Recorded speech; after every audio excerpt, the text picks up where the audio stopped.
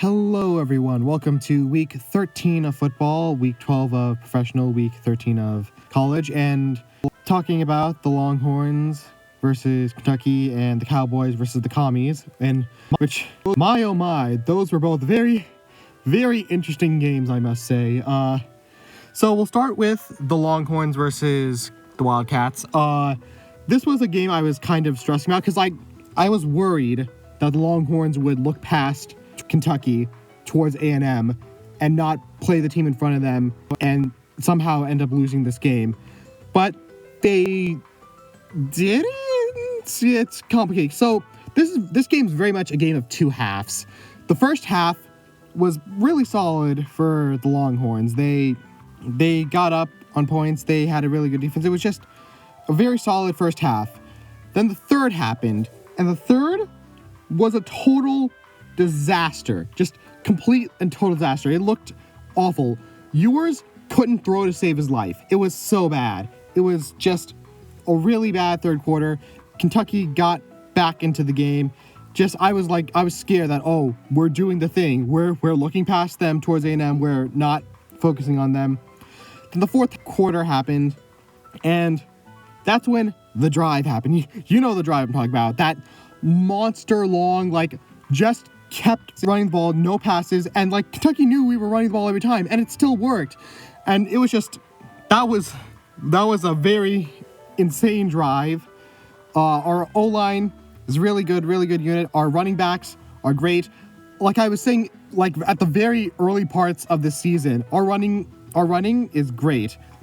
Back in the Michigan game, I was praising our ability to run the ball, and it's still really good, and it's really nice to see that it's still really good. So that long drive pretty much took the game out of reach for Kentucky, and we ended up winning that one, which is good. I am glad that we didn't overlook it and lose the game. That's good. So now that we have that behind us, we can now we can start focusing on the A&M game. Now we can start focusing on getting ready for that, because that's a huge game. I checked the ticket prices for that game is so bad, but now is the time to get our energy ready for the Ags. I'm really looking forward to that game. I'm super excited. I'm planning to have special hangout with people I know for that game. So yeah, Kentucky Longhorns, that was way scary and way closer than I wanted it to be, but we did end up getting the win. The crazy drive in the last quarter. So yeah, that's all I have to pretty much say about that. And now for the rest of college football, which, oh me, oh my, that was very interesting. First off, Indiana got completely blown out by Ohio. It was such a beatdown. And I'm not worried about Indiana's chances to play. I think they're pretty much locked in unless they have a major collapse. Because this one loss is their quality loss, so I don't think it's gonna hurt them too much. But that said, yeah, that's really concerning for once they're in the playoffs, what happens then? SMU Virginia. SMU's going to the ACC championship game. Let's go! Smooth. Dude, I really hope SMU makes the playoffs. I really do. That's gonna go crazy. The college football world really thought, we'll bring in all this NIL stuff, we'll bring in all this money stuff, and didn't think, hey, maybe the team that got death penaltied for these exact things 40 years ago might have an advantage. Because turned out they do. Smooth's on a roll here. The other game at the noon slot, Ole Miss, Florida. Oh my goodness. So there was a lot of SEC teams that lost their playoff chances. We'll get into the other two. But Ole Miss, Florida was the one that I watched the most close. Actually, no, it wasn't. But the point is, Ole Miss still has a playoff opportunity, and Florida ruins that. And the last couple of drives were especially painful because it felt like every single drive ended in a dart interception. He had 3 interceptions, one of which got called back, and then he immediately got another interception. It was so frustrating for Ole Miss. They basically dashed all their playoff hopes. So that was a crazy upset.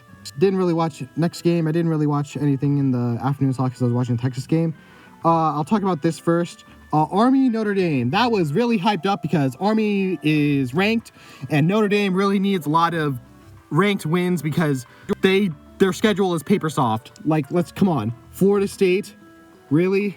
So Notre Dame ends up winning this one big time. And now all the hype around Army is gone. And now the win against Army is going to be used as a reason for Notre Dame to be in the playoffs when they really shouldn't. Like, ranked at this point, yeah, they've earned a ranking. They have not earned the playoffs. It's Notre Dame. They do Notre Dame things. They're not going to do super well in the playoffs. Maybe they win one playoff game, but they're not going to win in the round of 4. It's just, I do not trust Notre Dame worth anything, even after like how many wins they've had since the Northern Illinois game. But with that said, they did win this game, so that is a thing that's good to them. Yeah, congratulations to them, but I still don't trust them. Alabama, Oklahoma. Alabama, what the heck was that? That was really... You didn't score a touchdown. You didn't score a touchdown on Oklahoma. We played Oklahoma. They weren't that good. What happened here? This should be a death blow to Alabama's playoff chances. But for some reason, it's not, because they're Alabama, and there's no way the playoff is not going to have Alabama in their inaugural thing. And if they do put Alabama in, that sucks. That really sucks, because Alabama is a 3-loss team. They don't belong here. They really don't. And just what a disastrous performance from them. It's going to be, I really hope that the playoff committee doesn't put them in, but knowing them, they are going to screw it up. All right, and that's everything except one, which, quick, left at A&M.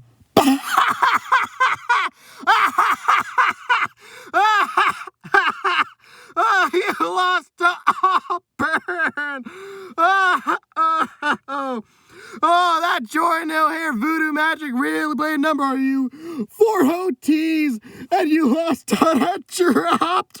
Give me. You were down 21 in the first half. How was that? Yeah. Oh, man. The game against you is going to be great. A&M. Always good for a laugh. But with that said, Longhorns, need to take them seriously. Need to play them on Saturday. Do not take it as a gimme, Longhorns. Playing A&M in Kyle Field, that's really tough. You gotta play it. You gotta do well. You gotta plan for it.